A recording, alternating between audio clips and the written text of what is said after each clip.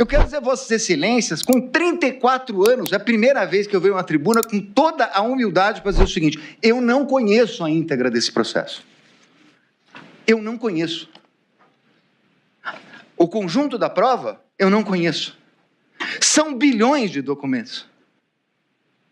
Numa instrução de menos de 15 dias, seguida de interrogatório. A instrução começou em maio, nós estamos em setembro.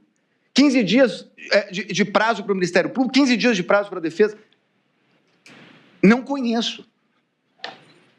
E, porque não conheço, não pude questionar, como disse o professor Badaró, a cadeia de custódia da prova, que é algo que, Vossa Excelência sabe, ministro Fux, começou na jurisprudência das Cortes Penais, mas hoje está na lei. Não houve possibilidade. Como se analisar uma cadeia de custódia se nós não conseguimos baixar durante o tempo? Os advogados devidamente constituídos, ainda durante a investigação criminal e logo após as medidas cautelares realizadas, tiveram várias vezes acesso à íntegra dos autos e dos documentos probatórios. As defesas tiveram acesso aos mesmos elementos probatórios utilizados pelo Ministério Público para o oferecimento da denúncia, cerceamento de defesa inexistente, inexistência de document dump. O fato de existirem inúmeros documentos e mídias nos autos deriva da complexidade das investigações e do número de indiciados pela Polícia Federal, que sistematicamente produziu um relatório e um sumário indicativo de provas que serviram tanto para a análise da Procuradoria-Geral da República quanto para as defesas de maneira idêntica e transparente, com absoluto respeito ao devido processo legal. Item 8 da ementa do recebimento da denúncia, legalidade do inquérito 4.874 e da petição 12.100, reconhecida pelo plenário do Supremo Tribunal Federal. Inexistência de irregularidades nas investigações da Polícia Federal, acompanhadas pelo Ministério Público e supervisionadas pelo Poder Judiciário, que geraram mais de 1.600 ações penais. Item 9, inexistência de nulidade, não caracterização de fishing expedition. A hipótese dos autos, consubstanciada em investigação iniciada para apurar a existência de milícias digitais atentatórias ao Estado Democrático de Direito e à independência das instituições, não se confunde com a chamada pesca probatória, que somente se caracteriza quando se pretende investigar genericamente algumas pessoas e não fatos, de maneira especulativa, ou seja, obter qualquer dado aleatório independentemente da investigação instaurada ou infração penal existente. Não se pode confundir uma detalhada e complexa investigação com a ilegal pesca probatória. Todos os elementos de prova presentes nos autos foram obtidos de forma lícita e identificados pela autoridade policial, conforme se demonstra em sumário do relatório da investigação juntada aos autos. Item 10. Inaplicabilidade das regras do juízo de garantias em processos de julgamento do Supremo Tribunal Federal, tribunais superiores e demais processos de competência originária dos tribunais, que devem observar os termos da Lei 8.038, de 90, conforme decidido pelo plenário do Supremo Tribunal Federal, nas ADIs 6298, 6299, 6300, 6305, de relatoria do eminente ministro Luiz Fux. A questão da delação, na verdade, eu não sei se foram 11, 15, 16 depoimentos, ministro Fux, como Vossa Excelência tinha feito a pergunta, é ele que realmente foi chamado para depor 11, 12, 13, 14, 15, 16 vezes. Mas, nas 16 vezes, ele mudou de versão diversas vezes. E isso não sou eu que estou dizendo. Na verdade, o Ministério Público Federal e a Polícia Federal, no último relatório de novembro, quando se disse que ele tinha inúmeras omissões e contradições.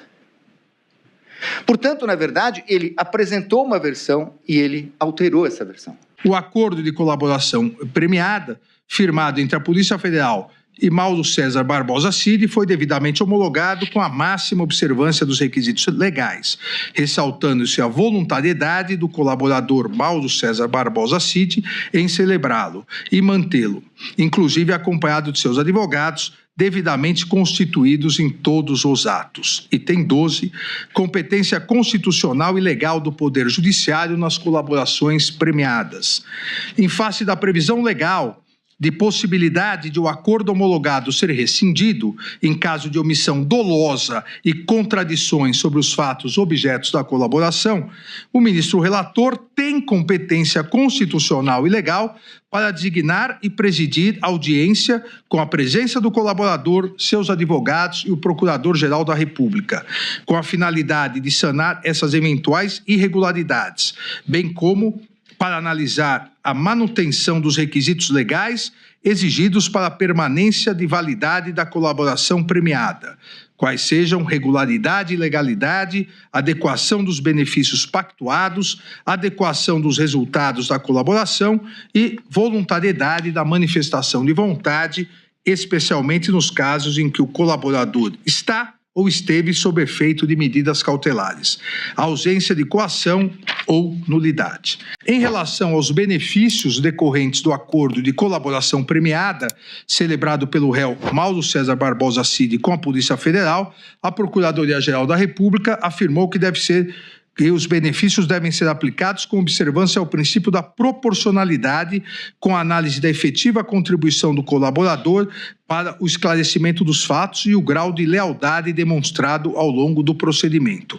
Alegou, portanto, comportamento contraditório do réu colaborador em razão de omissões e resistência ao cumprimento integral das obrigações, sugerindo a redução da pena a ser fixada em patamar mínimo e, por sua vez, a redução de 1/3 da pena imposta pela prática criminosa como benefício premial em razão da sua colaboração, e sugerindo o afastamento da concessão do perdão judicial, da conversão automática da pena privativa de liberdade em restritiva de direitos e também o afastamento da redução máxima de 2/3. E encerrou solicitando, requerendo a condenação de todos os réus pelos crimes imputados. Antes de encerrar, observo que, por ocasião das alegações finais, a Procuradoria-Geral da República reafirmou a validade do acordo de colaboração premiada celebrada por Mauro Cid na Polícia Federal. Os relatos de Mauro Cid foram úteis para o esclarecimento dos fatos relacionados à investigação. Embora a Polícia Federal tenha descoberto a maior parte dos eventos descritos na denúncia de forma independente, a colaboração de Mauro Cid acrescentou-lhes profundidade. A manifestação final da Procuradoria buscou, entretanto, refletir o valor das contribuições ao processo investigativo, ponderando omissões percebidas. Sabidamente, o acordo de colaboração é negócio jurídico em que o réu reconhece a prática dos delitos. Daí ser de se desprezar, por paradoxal, a negativa expressa no instante das alegações finais de participação no empreendimento criminoso delatado. Não custa recordar que não existe entre nós a figura da mera testemunha premiada.